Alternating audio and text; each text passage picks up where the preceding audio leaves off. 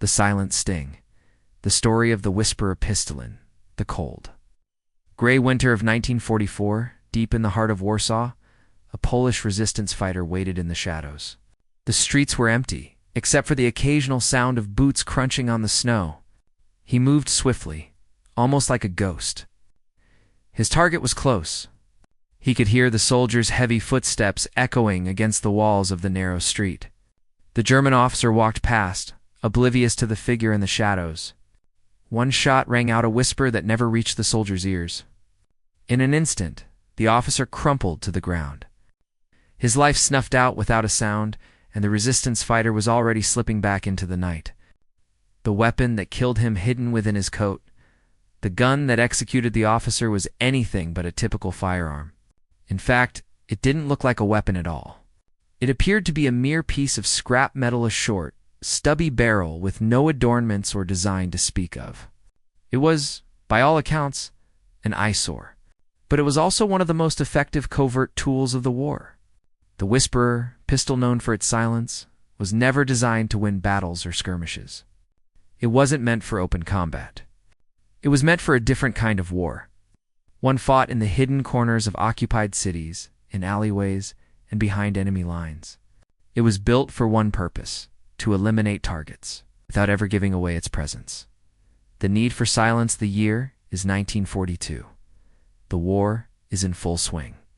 And resistance movements across Europe are fighting a battle of attrition against the German occupation forces. The Allies had begun to realize the necessity of operating in the shadows, making their presence known only when it could be most lethal and most secretive. As resistance fighters like the French Maquis and the Polish army of Krajowa launched sabotage missions, there was one problem they continually faced: how to eliminate a target silently. The options available were far from ideal. A knife could be effective, but required getting dangerously close to the target, often leaving the assassin exposed. Garrows could kill, but they required strength and a perfect position to be effective. Poison was slow, unreliable, and messy. The underground resistance forces needed a weapon that could take down a target quickly and without noise, something that wouldn't alert German patrols or nearby civilians.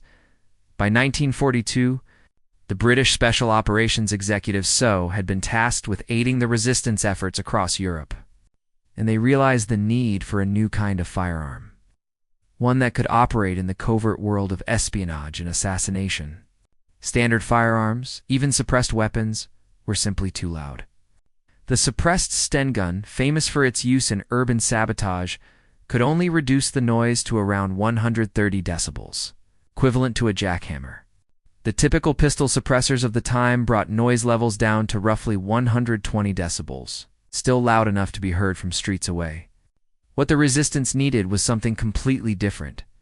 They needed a firearm that would allow a soldier to eliminate a target in a crowded space, without anyone even realizing a shot had been fired. The Whisperers. Design. A quiet revolution. The problem faced by the SOE's engineers was not just to silence the gun, but to eliminate the three key components that created the signature sound of gunfire: the explosion of propellant gases that push the bullet from the barrel, the sonic crack of the bullet breaking the sound barrier, the mechanical noise caused by the cycling of the weapon's action. The solution wasn't a simple silencer or modification. It required an entirely new approach. A small group of engineers, led by Major Jonathan Price, set to work on the design in a makeshift lab in a quiet corner of London. They approached the problem not from the standpoint of traditional gunsmiths, but as acoustic engineers, looking at the way sound worked, rather than how to simply muffle it. To achieve silence, they needed to attack each of the three sources of sound. They started with the bullet itself. Standard 9mm ammunition travels at a speed of about 350 meters per second, which is above the speed of sound. No matter how good the suppressor, that crack would always be there. The solution? They created a subsonic bullet with a reduced powder charge, bringing the velocity of the bullet down to around 280 meters per second. The result was a bullet that did not create a sonic crack as it passed through the air, effectively eliminating one of the primary noises associated with firing a weapon. The next challenge was mechanical noise. Conventional pistols, like the Luger P08, operate through a semi-automatic mechanism, which generates a significant amount of noise as the slide moves back and forth. To chamber the next round and eject the spent casing, the engineers decided that a bolt-action mechanism would work best. The shooter would manually cycle the weapon after each shot, creating no sound from the cycling action. This was slow, but effective. Each shot was silent, and the noise from cycling was entirely eliminated. The final and most significant challenge was suppressing the noise created by the propellant gases when the bullet left the barrel. The team didn't add a traditional suppressor. This was far too clumsy and would have made the gun far too bulky. Instead, they designed an integrated suppressor that made up the entire front section of the gun. The suppressor wasn't an attachment, but part of the weapon's core, consisting of baffles and expansion chambers that cooled and slowed the gases before venting them quietly to the atmosphere. The result was a gun that produced only 70 decibels of sound at the muzzle. This was quieter than a door closing and close to the ambient noise level in a crowded city. In comparison, standard guns like the 9mm Browning High Power could produce up to 160 decibels, enough to make people nearby cover their ears. The design was sleek and simple. The Whisperer pistol was just 12 inches long, with a minimalistic grip made of rubber to allow for better handling. There was no trigger guard, no ornate decorations, and no adjustments for precise aiming. It was a tool made for close-range kills, ideal for being pressed against a target's body at close range or fired from across a room.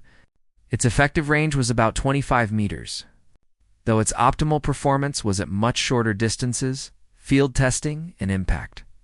First operational use of the Whisperer came in early 1944. Resistance fighters and so agents began receiving the pistols through clandestine supply drops into occupied Europe. The weapon was hailed immediately for its effectiveness.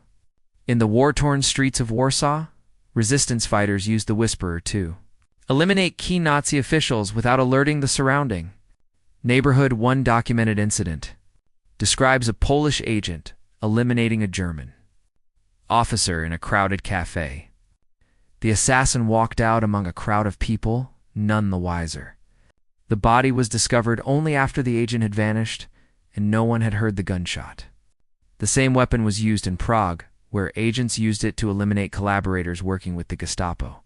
The Whisperer's extreme quietness allowed such operations to be carried out without suspicion.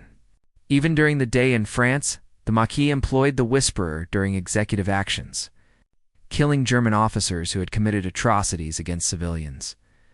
The silence of the weapon became both a symbol of resistance and a psychological weapon in itself. German officers began to fear that any moment might be their last. The absence of a gunshot no longer meant safety. The psychological effect on the German occupation forces was profound. Soldiers no longer felt safe in places that were previously thought secure. The silence was haunting. Even if there was no sound, the fear of death was ever present. Comparison with German and American firearms, while the Whisperer found great success in the hands of the resistance. The Germans, for their part, adapted existing service pistols, like the Walther P38, and fitted them with suppressors. However, even with these modifications, the sound could only be reduced to around 110 to 115 decibels, still too loud for operations in crowded urban areas. Moreover, these guns were designed with sniping in mind, and not for assassination in close quarters. The Americans produced the M1911 suppressed pistol, which was also quieter, but still too loud for effective covert operations. Their suppressors reduced noise to about 100 to 110 decibels. But the stopping power was limited and the weapon was cumbersome for quick strikes. The Whisperer, however, was a true standout. The 9mm round it used, even with its reduced charge, provided substantial stopping power, and the subsonic ammunition meant it could kill quickly and silently. The Whisperer's legacy. Despite its effectiveness, the Whisperer did have one significant limitation. The integrated suppressor, though revolutionary, wore out over time. The rubber wipes used to seal the bullet in the baffle stack degraded with use, making the weapon